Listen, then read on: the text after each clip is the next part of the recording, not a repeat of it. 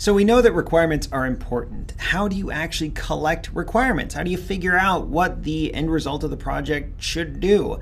There's a lot of different ways, and one of those, if you look at the end of this slide, says intuition. So you can do a lot of things. You can send out questionnaires and surveys. You can observe people and just sort of watch them use different versions of your product or other products that people have. You can develop prototypes, send them out, have people test them, refine them over time, analyze documents, look at context diagrams, look at product backlogs. There's a lot of things you can do, but there's no one single correct method. And the frustrating part is intuition does play such a big role here. If we look at two industry icons, Steve Jobs and Henry Ford. Now, Steve Jobs said famously, it's really hard to design products by focus groups. If we look back to the previous slide, one thing that you can do is send out questionnaires, send out surveys, essentially have focus groups where people tell you, here's what I want. But Steve Jobs said, no, you can't do that. A lot of the times people don't know what they want until you show it to them. Henry Ford has a quote that's actually misattributed. He said, well, he actually didn't say, but the quote goes like this: if I had asked people they wanted, they would have said faster horses. And that would have been a terrible thing to do. We wouldn't have had mass-produced automobiles like we do today. The Henry Ford quote was actually not said by him, though, and it's not really accurate. There's no proof that he said it, but people probably would have said faster transportation rather than faster horses. I want to get from my house to my job quicker, back my job in town. And one solution might have been faster horses, but another solution might have been an automobile. So I guess the thing I'm getting at here is there's no single correct way to collect requirements, and there's a lot of room in this for intuition and just sort of a gut feeling that, I know that this is right. I know that people want this, even if they don't know that they want this. And at the end of the day, you need something. You need a list of requirements. What should the result of the product or the project do? You got to figure that out somehow. But it's really tricky. A couple stats for you. This is from the book. 73% of project managers said that their most important challenge was finding out what the customers want, because customers don't know what they want. 70% spend at least 10% of their time managing changes to requirements. And 83%, I thought this was interesting, of developers still use Word and Excel as their main tools for collecting requirements. This is the result of a study done by John Simpson in 2011. It was called The State of Requirements Management. And this Dilbert comic is just an example. It's an illustration that it's not always easy to find out what people want, and sometimes things can change along the way. Another example of this, and I promise we're going to wrap up on this requirements thing soon, is the GoPro action camera company. So they were early onto the action camera market, and several years ago, customers, that was like the only way to record extreme videos of snowboarding or kayaking or whatever, was with a GoPro. But then phones started to get really capable in recording high quality video and stabilization, things like that. So customers eventually kind of switched over to phones. And GoPro as a company, they were losing market, so they switched over to drones for some reason. And as of early 2018, their stock was way down. The company was just sort of floundering. They didn't know what to do. So they refocused everything in the company on the GoPro Hero 7, which, as I'm recording this, is their top-of-the-line camera. The Hero 7 was developed out of a renewed focus on requirements.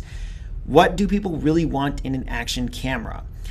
And they started with that question, and then out of that, they developed the Hero 7. They focused on durability, on battery life, on really smooth video, and this is the result.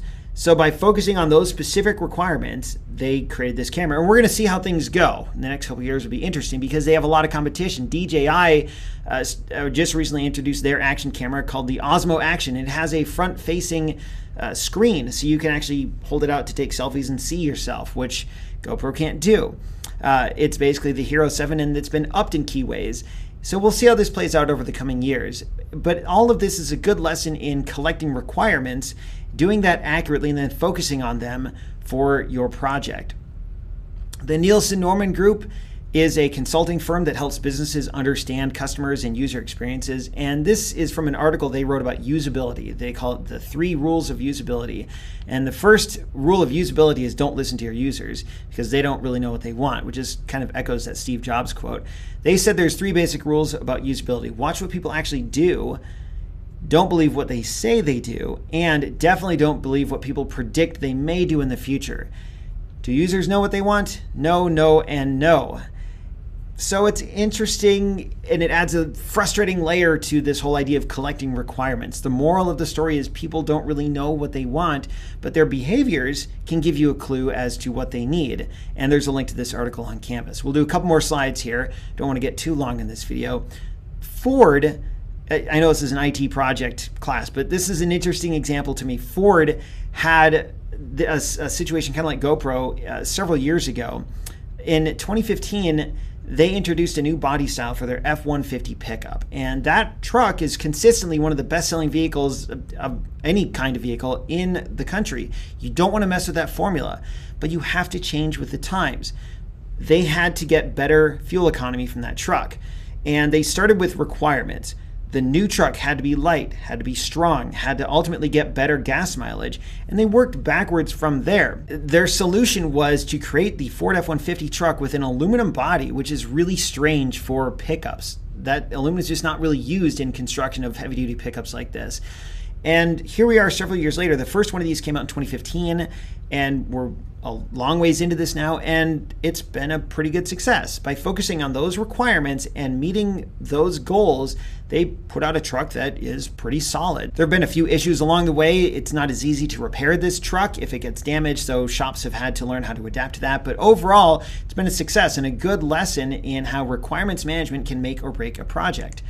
Couple best practices and we'll wrap up here. It's better to spend an extra day collecting requirements than an extra month patching the final product. Also, don't spend too much time collecting requirements. So at some point you actually have to figure out what it's going to do and then move on and start doing it.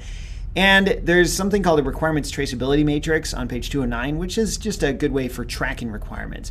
The bottom line in all this, the scope is all the work that you're going to do in a project. Think of it as a one-paragraph summary of the project, at least for the purposes of this class. It's also important to have a plan for managing that scope, and it's also important to collect accurate requirements. All of these are going to help you be on the path towards good scope management and ultimately good project management.